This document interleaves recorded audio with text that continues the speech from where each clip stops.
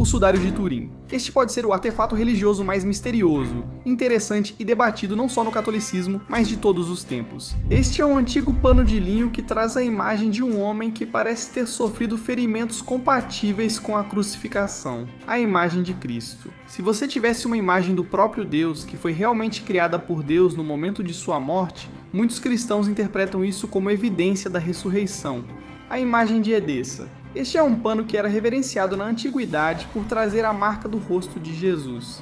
E hoje vamos percorrer a fantástica e fascinante jornada do sudário de Turim. Por que cristãos e católicos são tão fascinados por isso? Controvérsias e debates o acompanham desde sua estreia. Vamos explorar também outras relíquias de misticismo similar. Junte-se a nós nesta análise.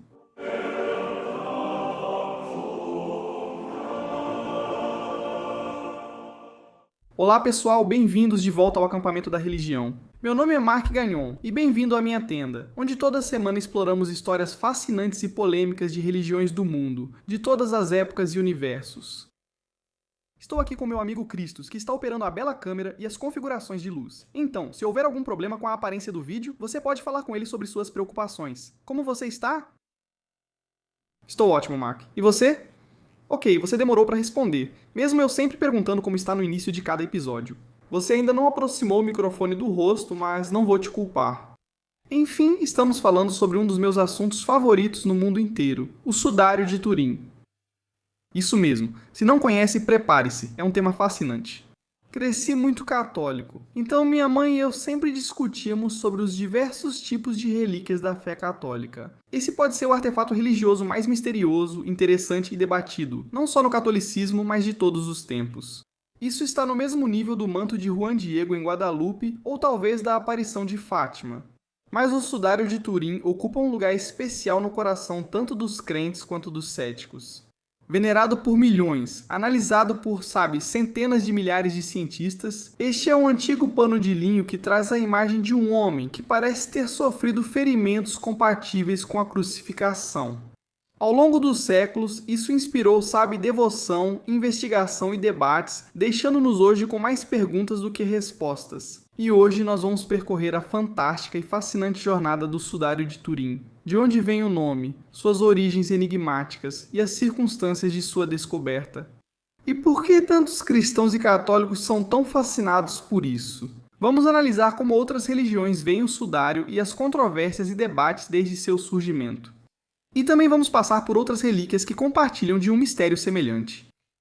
Junte-se a nós enquanto exploramos esse tema. Para a maioria, o sudário de Turim é considerado o verdadeiro pano de sepultamento colocado sobre Jesus Cristo após a crucificação, segundo os católicos. E há muitos detalhes interessantes que meio que se alinham, que tenho certeza de que vamos abordar. Mas coisas como, por exemplo, eles não acreditarem ou entenderem como a imagem foi criada. Você sabe, algumas pessoas acreditam que a imagem foi realmente impressa no sudário por um clarão de luz. Um exame do tipo sanguíneo que tem sido consistente com muitos outros eventos milagrosos relacionados ao sangue de Cristo, e muitas outras coisas que as pessoas apontam para dizer. Este é uma relíquia legítima, mas vamos falar disso depois. Primeiro, voltemos à primeira vez em que o sudário foi registrado. E essa época é por volta de 1353 a 1357. A maioria das fontes cita, 1354 como o ano em que ele foi exibido pela primeira vez, quando o cavaleiro francês Geoffroy de Charny o apresentou em Lirey, na França. O tecido foi apresentado como uma relíquia sagrada, atraindo peregrinos e imediatamente gerando debates. Costumamos olhar para o passado e pensar que as pessoas eram ingênuas e acreditavam em tudo. Eles eram tão céticos quanto nós. Se mostrasse um sudário de Jesus Cristo, a reação seria: espera, o quê? Novamente, não existem documentos sobreviventes que expliquem como de Charny adquiriu o sudário, deixando sua procedência antes de meados do século XIV um mistério. Mas em 1389, o bispo Pierre de Assis de Troyes denunciou o sudário como uma falsificação em uma carta ao Papa Clemente VII, alegando que era um tecido habilidosamente pintado, criado para enganar os fiéis. Apesar disso, Clemente VII permitiu que ele fosse exibido como uma imagem devocional ou representação, em vez de uma relíquia autêntica. Um compromisso que permitiu, que os peregrinos ainda fossem ver e de certa forma venerar essa, relíquia antiga, para dizer, sim, é assim que teria aparecido. Então, algo muito interessante acontece em 1453.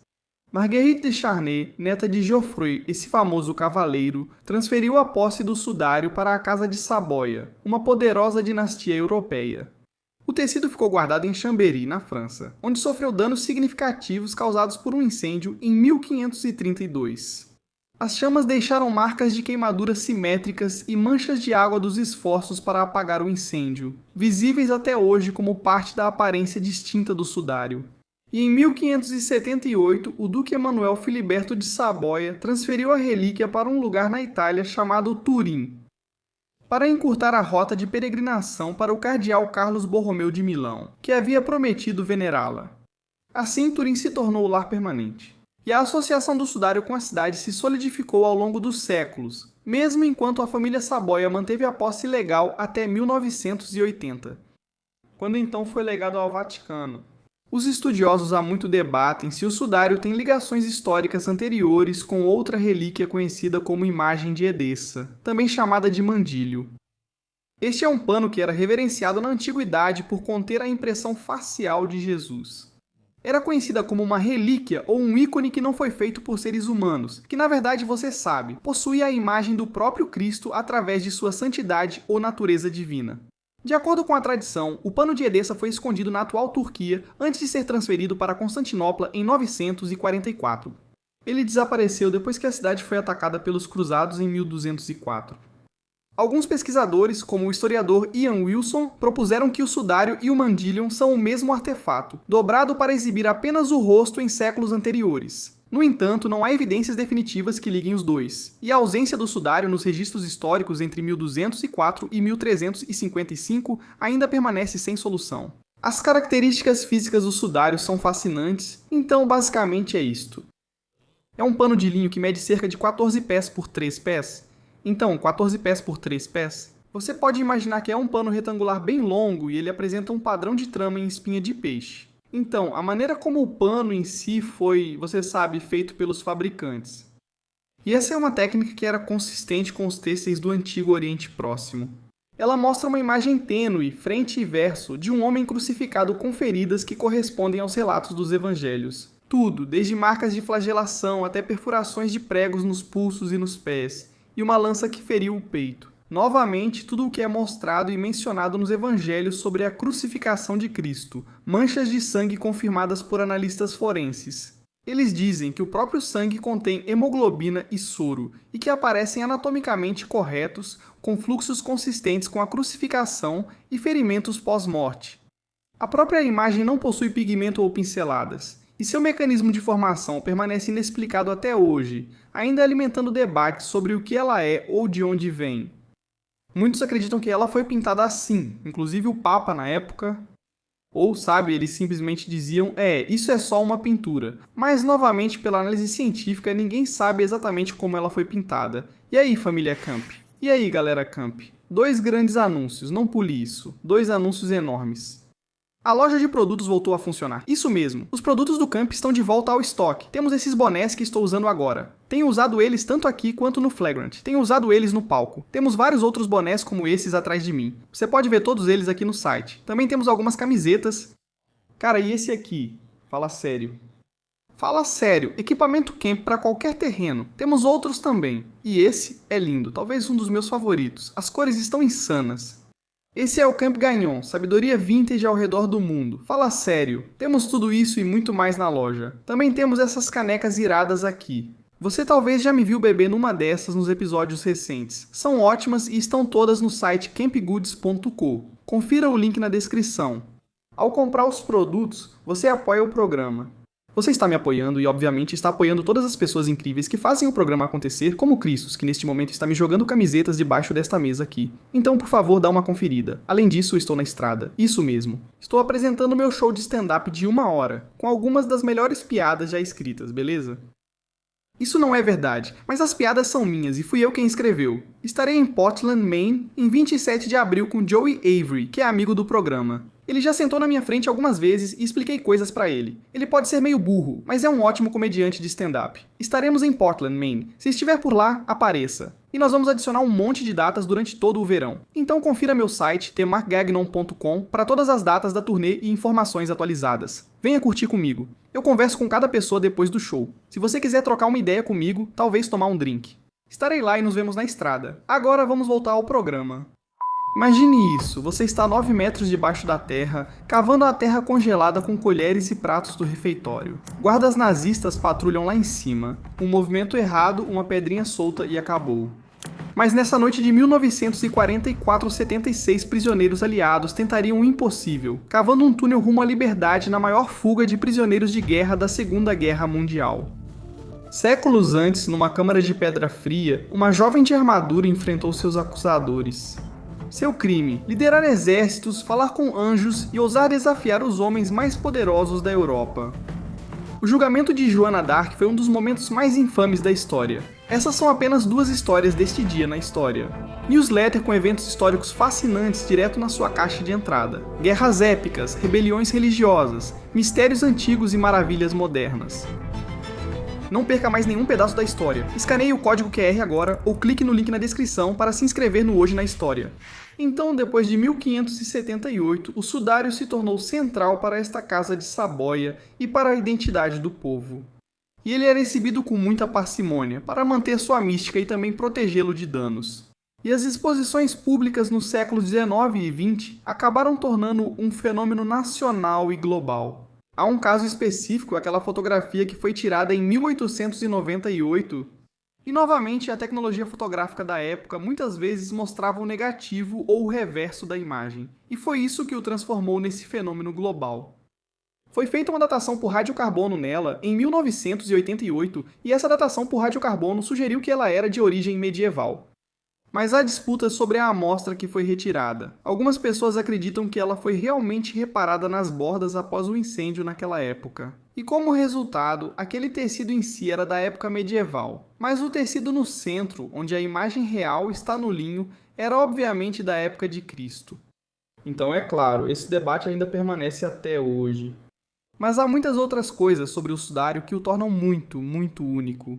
A característica mais marcante é, novamente, essa imagem de Cristo que aparece nele, essa imagem em tom sépia de um homem crucificado, que funciona como um negativo fotográfico. Quando foi fotografado em 1898, como eu mencionei, por Segundo Pia, a chapa negativa revelou uma imagem positiva altamente detalhada, despertando o interesse científico moderno. A imagem não apresenta pinceladas. Exames científicos não identificam pigmento ou marca de queimadura, e sua formação permanece completamente inexplicada após décadas de estudo. Há uma equipe inteira dedicada a estudar o sudário, o projeto de pesquisa do sudário de Turim, ou STURP. E eles concluíram, em 1978, que a imagem não foi criada por nenhum método artístico conhecido, incluindo pintura, tingimento, tratamentos químicos, etc. As propriedades tridimensionais, identificadas por softwares avançados de imagem, o diferenciam ainda mais de qualquer obra de arte medieval. Então, o homem retratado no sudário apresenta mais de 100 marcas de chicote. Novamente, todas essas marcas são consistentes com os chicotes romanos que seriam usados, feridas de pregos nos pulsos, não nas palmas das mãos. E uma ferida de lança na cavidade torácica direita, mais ou menos deste lado direito da caixa torácica. E fluxos de sangue que correspondem à fisiologia da crucificação. Se você fosse crucificado, o sangue sairia do corpo de forma diferente do que se estivesse deitado e fosse esfaqueado. A análise forense confirma a presença de sangue humano com soro se separando do sangue coagulado em padrões que indicam que o corpo foi envolto e removido dentro de poucas horas após a morte. Novamente, alinhando-se aos costumes judaicos de sepultamento do primeiro século. A composição bioquímica da mancha de sangue inclui a hemoglobina e bilirrubina, o que novamente apoia a autenticidade ou a ideia de que ocorreu uma lesão traumática. Outro detalhe interessante aqui é que na verdade foram feitos testes no tipo sanguíneo, e foi constatado que era AB positivo. Esse foi um estudo realizado em 1980 pelo Dr. Baima Balan e pelo Dr. Fonte, e eles concluíram que era AB positivo. Agora, o tipo sanguíneo AB é fascinante porque é super raro. Eu acho que é o mais raro ou um dos tipos sanguíneos mais raros. Menos de 5% da população tem sangue AB. E além disso, é conhecido como receptor universal. Agora, pessoas como minha mãe vão apontar isso e dizer que isso é um indicativo de que Deus e o próprio Cristo podem receber todas as pessoas, que ele é o receptor universal. O tipo sanguíneo dele é AB. Em outros milagres eucarísticos, a Eucaristia na Igreja Católica também se transforma em sangue. Isso aconteceu algumas vezes, de acordo com a tradição católica. E, novamente, o tipo sanguíneo de muitos desses outros casos é dito ser AB. Só mais um detalhe interessante sobre o sudário de Turim. Então, na verdade, existe uma controvérsia sobre a datação por radiocarbono. Eu mencionei isso um pouco antes, mas agora vou entrar em um pouco mais de detalhes. Então, em 1988, 3 laboratórios independentes, a Universidade de Oxford, a Universidade do Arizona e o Instituto Federal Suíço de Tecnologia, em Zurique, dataram uma amostra retirada de um canto do sudário entre 1200 e 1300 depois de Cristo, sugerindo origem medieval. Críticos alegam que a amostra pode ter sido contaminada por incêndio, crescimento microbiano ou reparos medievais. Um estudo de 2022 usou espalhamento de raios-x de ângulo amplo e comparou a degradação do linho do sudário com uma amostra do primeiro século de Massada, concluindo que as idades dos tecidos correspondiam ao período mais antigo. Essa descoberta reacendeu debates sobre a idade do sudário, embora o Vaticano permaneça meio que em uma posição neutra, incentivando mais estudos. Outro detalhe interessante do sudário, como mencionei, é o trama em sarja espinha de peixe. Esse é um padrão 3:1, raro na Europa medieval, mas consistente com tecidos do Antigo Oriente Próximo e com seu desenvolvimento e uso. Os fios de linho não mostram traços de corantes sintéticos, e a pureza do tecido está de acordo com os requisitos rituais judaicos para mortalhas. A falta de costuras verticais e as dimensões do tecido seguem práticas de sepultamento da era romana, diferenciando-o ainda mais de relíquias medievais. Então, se isso for algum tipo de, fabricação medieval, eles teriam que ter um conhecimento muito profundo, não só sobre os costumes de sepultamento judaicos, mas também sobre os costumes de sepultamento romanos. Então, nenhuma hipótese explica totalmente essa impressão superficial e não direcional da imagem, sabe? A proposta de John Jackson, em 2008, sugeriu que uma radiação ultravioleta a vácuo poderia replicar as características do sudário. O que isso significa? Uma radiação ultravioleta, a imagem que é realmente emitida por, algum tipo de explosão de luz, esse tipo de radiação. Então, talvez pudesse imprimir a imagem. Mas nenhum processo natural conhecido gera explosões de radiação com comprimento de onda corporal tão exato. E então, Paulo de Lorenzo fez um experimento em 2010 que demonstrou que lasers de excímero poderiam criar uma descoloração superficial semelhante, embora essa tecnologia obviamente não existisse, você sabe, antigamente. Esses estudos destacaram a singularidade da imagem, mas também deixam a origem meio que sem resolução. De novo, se você perguntar para minha mãe, ela provavelmente diria: sim, foi na época, você sabe, da morte de Cristo. Ele realmente emitiu uma luz que, houve um tipo de momento divino, em que foi, na verdade, a pureza do próprio Cristo que fez com que essa imagem aparecesse agora no sudário.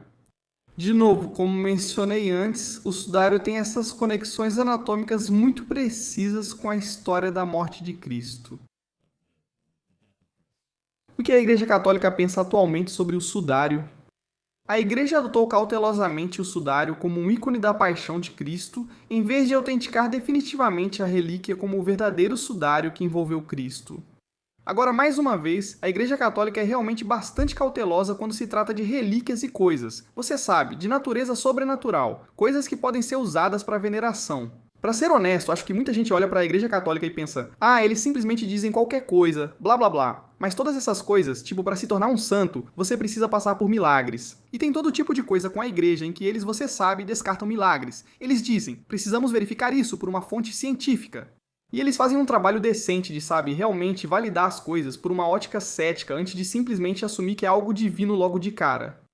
Então, papas desde, você sabe, Pio XI até Francisco endossaram seu significado espiritual, com o Papa Paulo VI dizendo isso. Talvez só a imagem do Santo Sudário nos revele algo da personalidade humana e divina de Cristo. E o Papa Pio IX diz que essa reparação salutar ao Santo Rosto de Jesus é uma obra divina destinada a salvar a sociedade moderna. Exposições públicas como as exibições de 2015 e 2020 em Turim atraíram milhões de peregrinos, refletindo seu papel, você sabe, na devoção católica moderna, certo?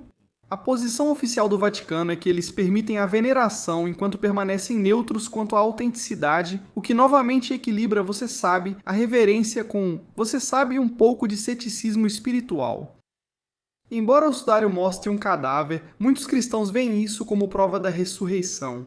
A ausência de manchas de decomposição e a aparente falta de deslocamento do corpo. Sabe, não há nenhum tipo de degradação do corpo. E você não vê outros tipos de, sabe, manchas ali. Isso indicaria que o corpo realmente, sabe, começou a se decompor. E isso é uma espécie de evidência da ressurreição para muitos, sabe, cristãos, de que o sudário nunca foi desembrulhado, que o corpo dentro dele simplesmente desapareceu ou talvez ressuscitou. E místicos, como o estudioso jesuíta Roberto Bussa, argumentaram que a natureza superficial e não pigmentada da imagem poderia simbolizar o momento transformador da ressurreição. No entanto, isso continua sendo uma questão de fé e é, sabe, bastante difícil de provar empiricamente. Se você é como eu, provavelmente lê uma notícia e pensa: isso é loucura. Qual é a verdade sobre isso? Isso é um viés partidário? Isso é financiado por alguma empresa de mídia ou por algum país através de sua mídia estatal para tentar manipular minha mente? Leio artigos de notícias hoje com muito ceticismo porque não sei se vem da direita ou esquerda, qual a agenda e por que estão sendo apresentados.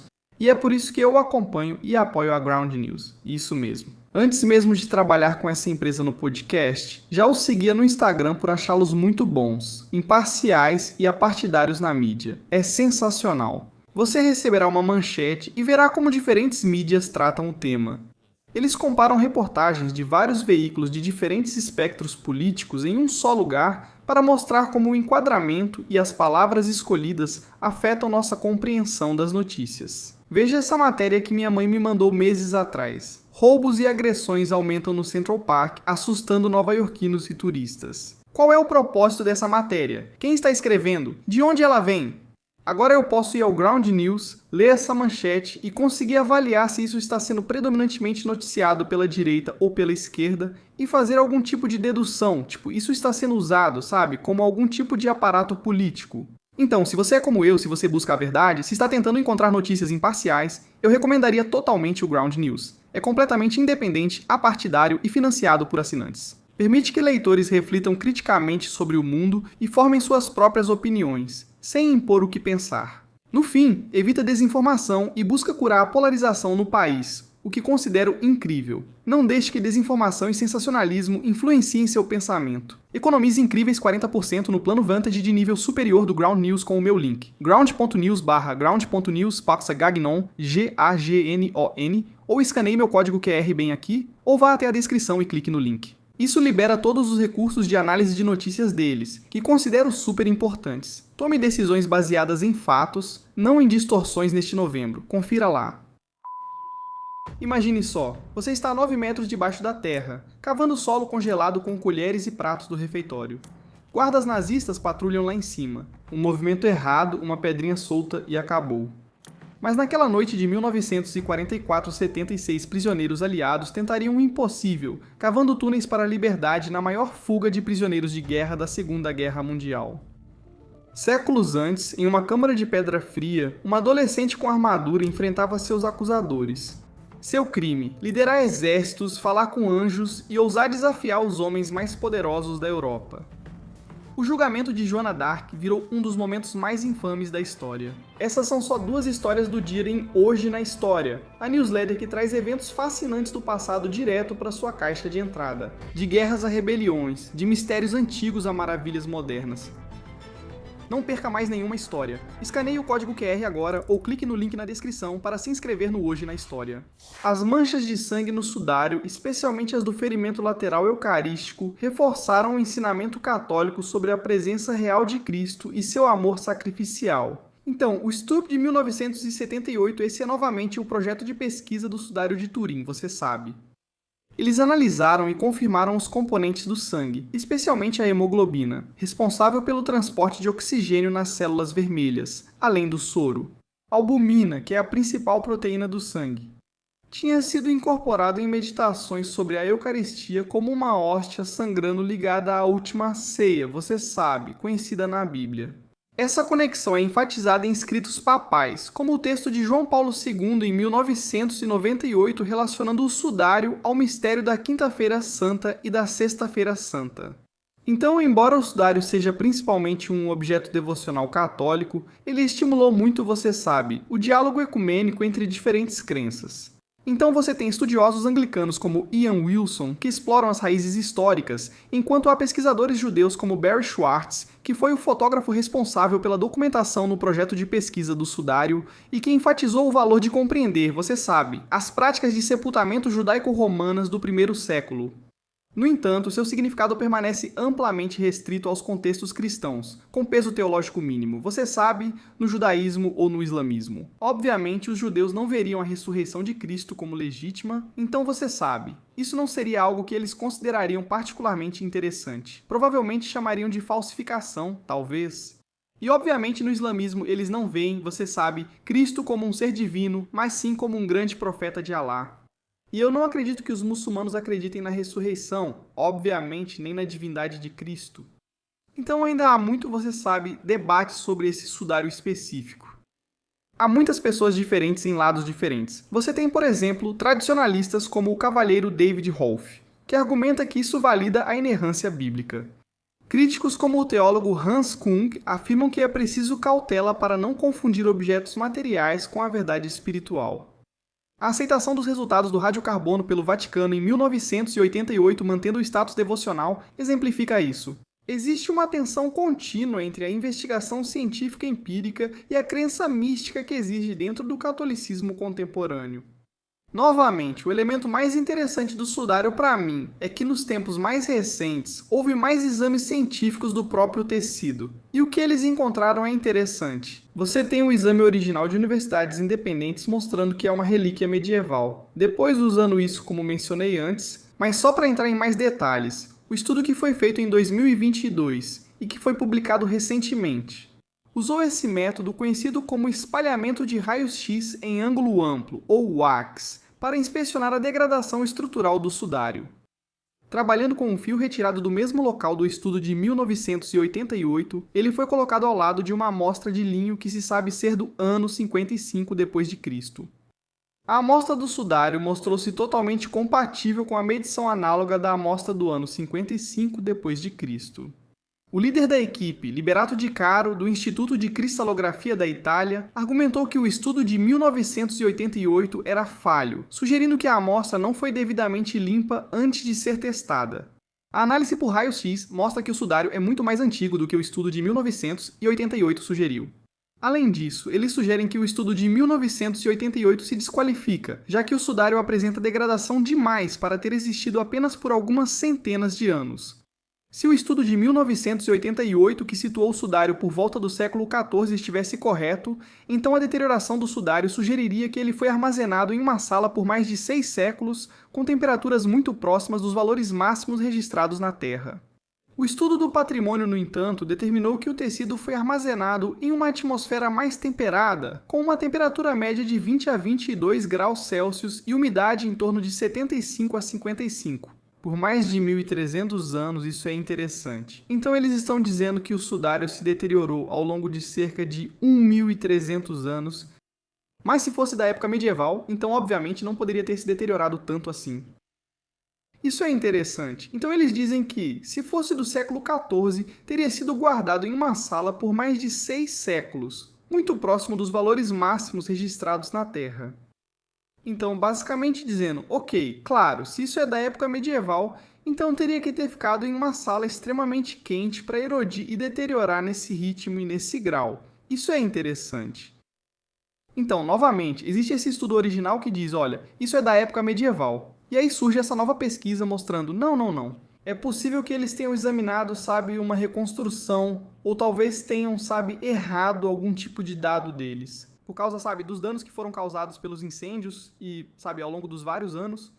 Novamente, estudos mais recentes, incluindo a análise isotópica de 2024 do sudário, identificaram suas origens no antigo, sabe, período do Levante e depois outras teorias que dizem que é, sabe, da província da Judéia do primeiro século. Pesquisadores como Barry Schwartz e Júlio Fonte usaram espectroscopia e testes mecânicos para argumentar a favor de uma origem antiga, embora essas descobertas tenham sido contestadas. Também houve algumas teorias marginais, sabe, como por exemplo Leonardo da Vinci e seu suposto envolvimento na falsificação do sudário, ou sabe, até mesmo os Cavaleiros Templários e sabe, a posse templária, mas eles realmente não têm muitas, sabe, evidências, apesar de, sabe, existirem na cultura pop. E muitos estudiosos, sabe, do meio acadêmico simplesmente descartam essas alegações de imediato. E o que é interessante é que existem outras relíquias que têm, sabe, um tipo semelhante de, sabe, status espiritual ou uma história parecida com o sudário de Turim, que tem muitas semelhanças. E isso é interessante. Então existe o sudário de Oviedo. Este pano de linho manchado de sangue é guardado na Catedral de San Salvador, Espanha, e acredita-se que cobriu o rosto de Jesus quando ele morreu, sendo usado para limpar ou cobrir seu rosto. Ao contrário do Santo Sudário, ele não tem imagem, apenas manchas de sangue compatíveis com o tipo AB do sudário. Novamente, o receptor universal. A análise forense sugere que os dois panos poderiam ter sido usados na mesma pessoa, com os padrões de sangue se alinhando anatomicamente.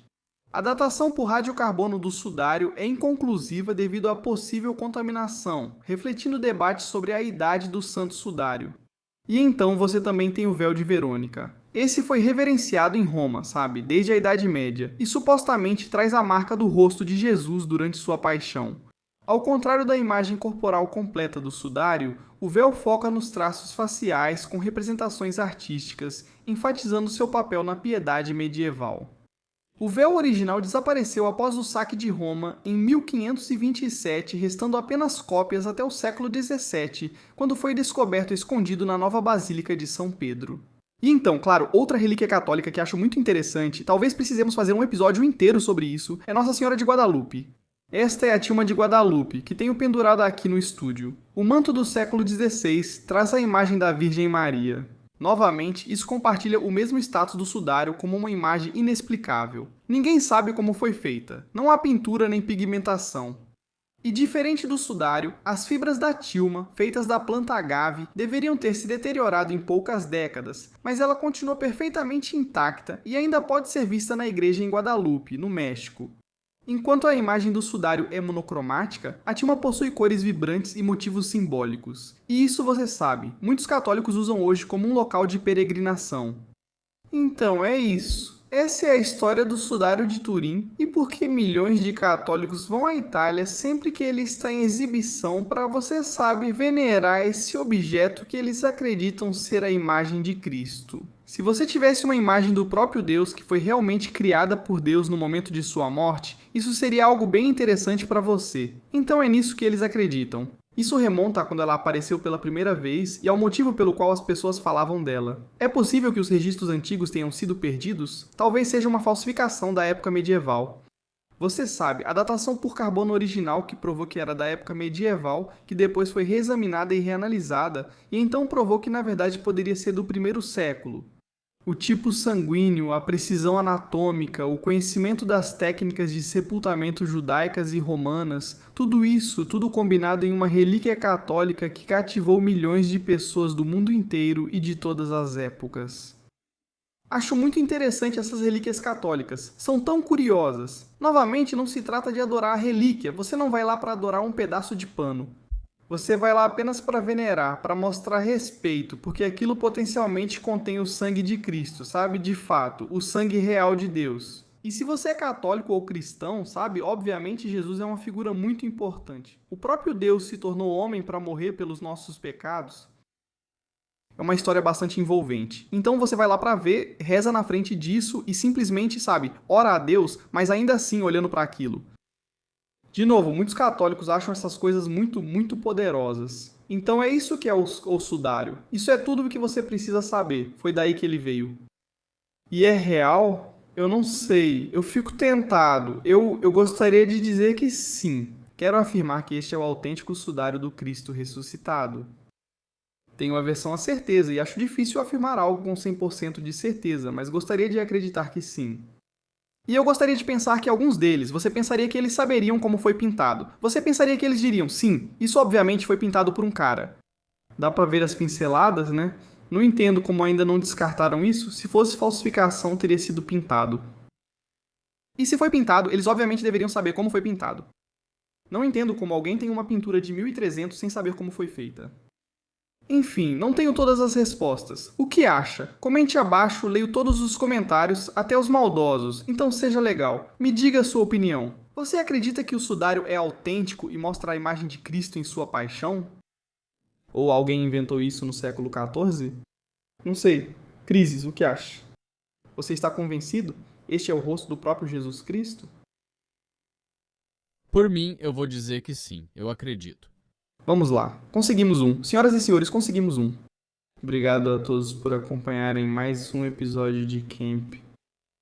Nos vemos na próxima. Que a paz esteja com você. Se chegou até o fim deste episódio, você entende que por trás de cada evento histórico há uma verdade mais profunda a ser descoberta. Você é o tipo de pessoa que sabe que a verdadeira história é mais fascinante do que qualquer ficção. E nós realmente apreciamos isso em você, vou ser honesto. É exatamente por isso que eu pessoalmente convido você a se inscrever no Hoje na História, nosso boletim informativo gratuito que vai além da superfície dos eventos históricos. Nós mergulhamos nas histórias que os livros didáticos nunca contaram para você, nos segredos que desafiam o rumo das nações e nos contos esquecidos que merecem ser lembrados. Vamos seguir juntos nessa jornada de descobertas. Transfira a conversa dos fones para sua caixa de entrada.